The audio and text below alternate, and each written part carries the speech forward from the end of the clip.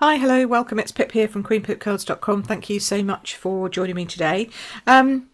Today we're moving on from yesterday. Yesterday in my video series we did Z-fold cards, and we made these two cards yesterday, showing you how to do a basic Z-fold card. Today we're moving on from Z-folds to double Z-folds, which might sound quite confusing to people, but it is actually quite easy. This is a reverse double Z-fold card, so I'm going to show you a standard one, but I wanted to show you this one just so that you could see the reverse too. And basically it has this double Z going on. Okay, so yesterday we talked about it being a Z-fold because it looks like a Z, and here's another Z coming along the front here. So that's why it's called a double Z-fold. So this card here uses the sadly now retired Animal Outing stamp set and dies.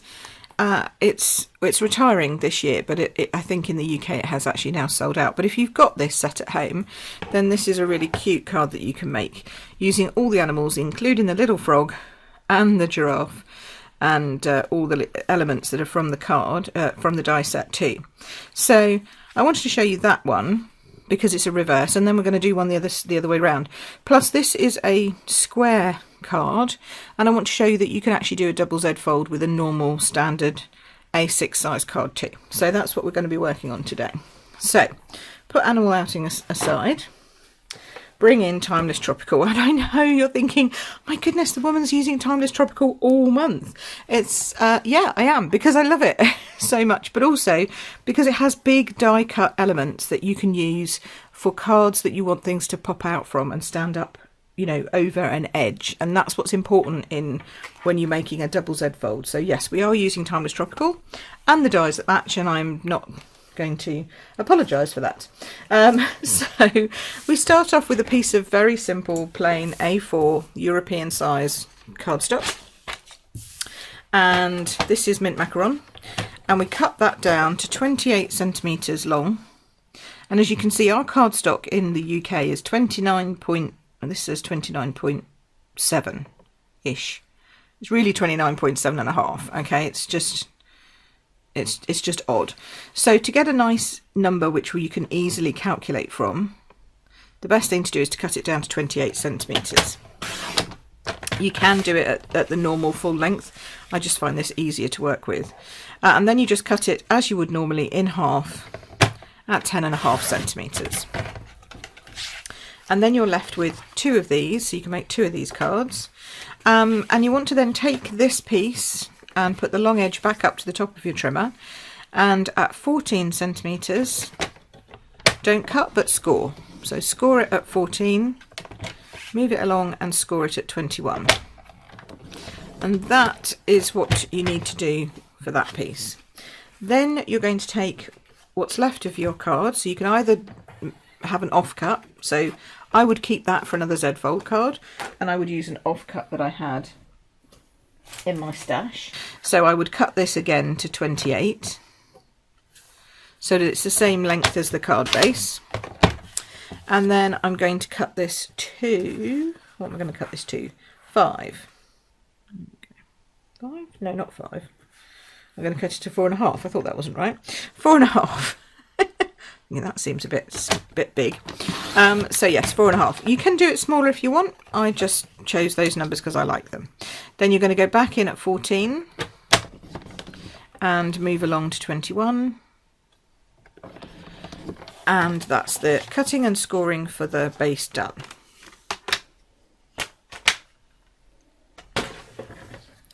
So now you have these two pieces, you need to cut some layers, some mats and layers for it. So I decided to use the garden green to mat with it, and I've made this mat here, which is 13.5, because remember we've chopped this down and folded it scored it at 14, so this is 13.5 by 10, and then the mosaic papers mat on top of that, and again this is 13 by 9.5. Okay, then garden green for these two pieces, and the mosaic mood for this piece. And I've cut mine so that the birds are in a particular, you know, so this one has got the bird showing on the front, and this one's got the bird showing in the middle. So this is 6.5 for the garden green by 10, and then 6 and 9.5 for each of those matted layers. Then you need to take this piece and cut another piece of designer series paper. I've just used the speciality piece of this for this one, and this one is going to be cut exactly the same. So it's cut 28 in length. I haven't matted this one this side, I've left it all the same length. Just quickly glue this in place. And I used the reason why I used the tropical actually with this is because I thought the hummingbirds were quite tropical birds, so actually the tropical oasis really does go with it. So, you know, it wasn't just because I like tropical, it did actually have a plan behind it. Which is always good to have a plan. So there we go, pop that on there, and then pop this on here. And the building up in stages like this is really helpful because it means you don't lose pieces and you remember which pieces go where, because that can be a real problem. Okay, so then we're going to burnish this. So again, we're just folding back on itself exactly the same way as we did yesterday in our normal Z fold card. Okay.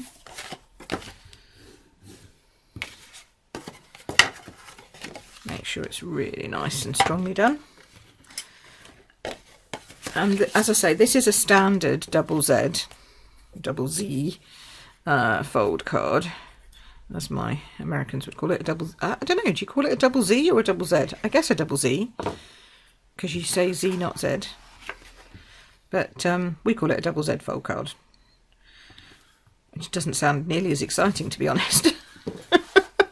But they are good, they are exciting, they are fun to have. So, and again, it's just that wow factor on the mantelpiece, and that's what we're aiming for in all of our cards this series. So this month our series is fancy folds, and how we can get fun, fancy, wow.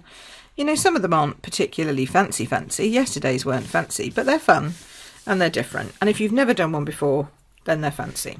Okay, so that's your typical standard Z fold, same as we did yesterday. So now you've got your base going. Now it's time to do your extra Z, so your extra Z fold piece. And this needs to fold in the opposite direction to this. So make sure that you've scored your DSP. So the DSP is the same length as your piece of mint macaron. So it's 28 long, and again it's scored at 14 and at 21 centimeters. Okay, so it's exactly the same, but it needs to fold in this direction. Okay, so we're going to glue that down, making sure that we've got our fold lines on our fold lines, making sure there's lots of glue around the folds because that's where it tends to buckle. Okay, so make sure you put some glue down that edge all the way along to the end. And then remembering that this is going to have it has a little bit of an edge at top and bottom, but it goes side to side all the way along. Make sure that's straight. Oops, there we go. Okay, and then before it gets too gluey, too stuck, you're going to fold it. So you're going to fold it in half, and then you're going to fold this piece back on itself. Okay, and it won't want to because it won't like, and that's where the glue comes in. Okay, that glue there helps to stick that down, and the glue in the crease there helps to make sure it doesn't buckle up. Okay, so that's how you do your double Z. And then it's just a question of positioning it on your card so that when it closes you have that double Z going on. So it will close flat and it will then open, and you'll have two Zs going through, and you can either put it at the bottom like I did with my other card. So with this card I put it right down to the bottom edge. Okay, so I put it right down here because I sort of wanted it to be like a wall really, but here I think I'm going to hold it a little bit up. If you hold it a little bit up and you glue it so that you can see underneath, you just need to make sure that you glue it straight, okay? And so we're going to be putting glue again along here. So again, line it up. It goes all the way edge to edge. Line it up. Whoops. Make sure it doesn't move. Turn it over and put that little pencil mark in. It's just so helpful. And it won't show. Nobody's going to see that afterwards. You can rub it out if you want to from behind, but nobody's going to see it when it's in that crease. So pop that piece down first, like so, and we know that that's going to be on our pencil line. Yep, there we go. And I did it from the front this time because I wanted to just make sure that I had it straight along that bottom edge. Yeah. And then this side is easier because you're just going to put glue along this whole tab here. Okay. And then basically line it up with this bottom edge here. But you just got to make sure that you're leaving the same amount of distance on this edge here so that it fits. And if you've got something where it just I mean, it might be a bit bumpy because this is speciality paper, so it's a little bit thicker than normal. If it just goes over the edge, you can trim it, but it's tiny for me, so I think I'm gonna, and most of that's the edge coming from the fold, so that's cool. So I'm going to leave that. All right, so now we have our double Z fold mechanism. Now it's just a question of you know, adding some extra bits and pieces.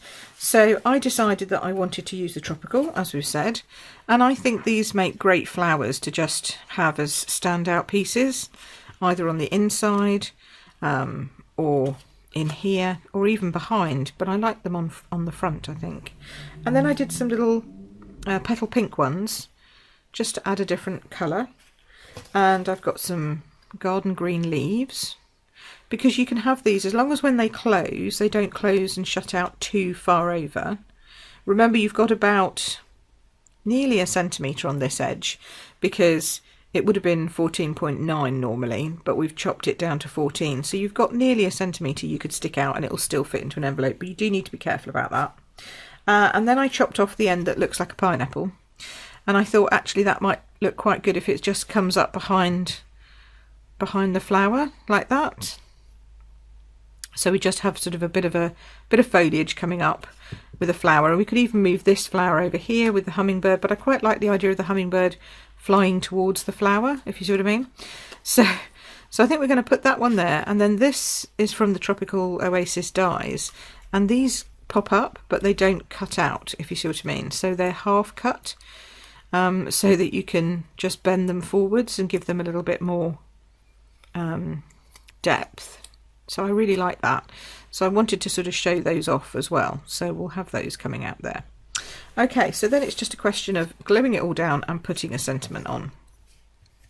So when you're attaching things to the back of these, you need to make sure it doesn't come across the top and it doesn't stick out too much on the side.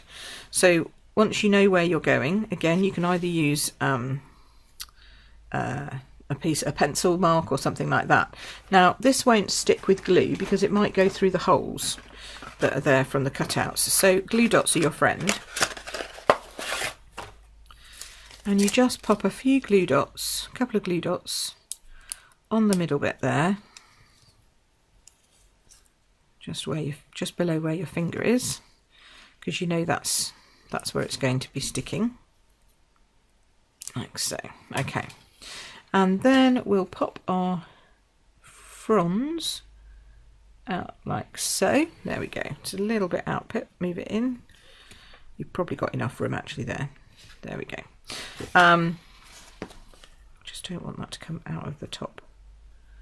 Come on, down a bit, down a bit, down a bit. There we go. Hopefully. Yeah, better. So that's there, and then we can now use dimensionals because now we're working on the front of the card. So I'm going to put my flower across like that, I think. Yes, like that. So now we can add Stampin' Dimensionals to the back. But again, just make sure that you're only going to put them in the centre, which is unlike me, I know. Normally I splatter them all over the place, but we are making sure that we can have bits that stick out over those edges. So just, you know, make sure that you can. Doesn't mean to say that you still don't need enough to, you know, put it in properly and make sure it's going to stay down. There we go. And I think these hibiscus always have the stamens pointing generally up or sort of sideways-ish. So that's going to go there. And then we have, did some So Saffron, small ones, and some Blushing Bride, small ones, because I think we need a few extra bits to go along here. And you can literally put them all the way along if you wanted to. You can put them on the centre, but remember these ones can't be raised because when you fold them flat it needs to go flat. So you might be able to get away with one layer of dimensionals but not two. So we'll put a couple of those there, maybe a pink one in the middle with a leaf. A range of 3 is always good, that would work there. And then I do have another pink one here. We could just stick that side with a leaf. You've got to be careful with this one though, because when it closes like that you'll see the back of it, so you do need to be a little bit more careful with that. So I think actually I might leave that as it is, and we'll put a sentiment, we'll just leave that there and we'll think about where we're going to put a sentiment. Okay, so glue on the back,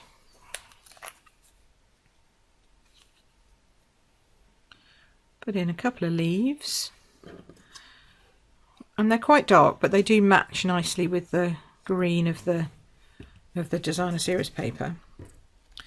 We'll put some of these flat, so we'll put a flat So Saffron, making sure the glue doesn't go over the edge. Oh, actually it doesn't matter on this side. No, we're okay.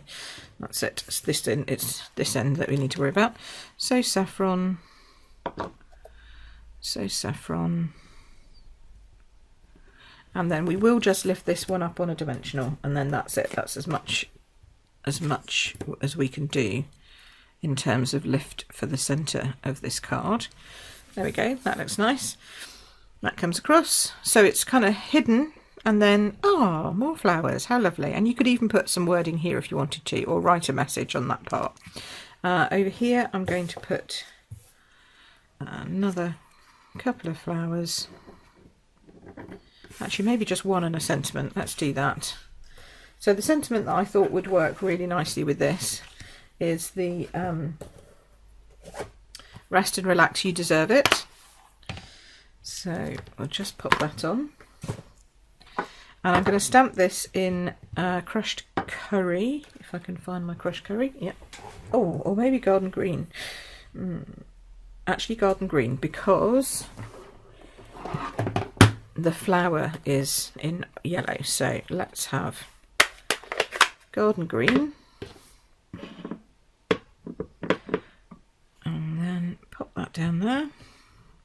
I think I need to re-ink my garden green. That's a bit light, Pip. Let's do that there. That's better. Okay. And then the Timeless Tag punch is a nice long punch and fits that perfectly. Just make sure it's straight. Straight. Yep, ish. What am I doing? There we go. Make sure it's straight, and then this we can obviously put on with dimensionals, so we'll put that on with dimensionals there, but I think I'm going to tuck some flowers behind it actually. Yeah, tuck some flowers behind, I think, like so. Just two. Sometimes just two is all you need, but I think that'll just make that look pretty and help to make it pop off the card. So a bit more glue, put that there. This one I'll do flat, and then this one will raise up on dimensionals, of course. So obviously I know we didn't do the stamping and the die cutting out, but it's still really quick to make a really pretty card that's fun and a bit fancy with some folds. And then you can always add a little trinket if you wanted to. You could add one from the Timeless Tropical trinkets. If you wanted to get really tropical, you could add a little pineapple, or a little ukulele, or a leaf. You know, you can always add a leaf. Leaves are always good. So if you wanted to, you could add one of those, but I think I'm going to leave mine as it is.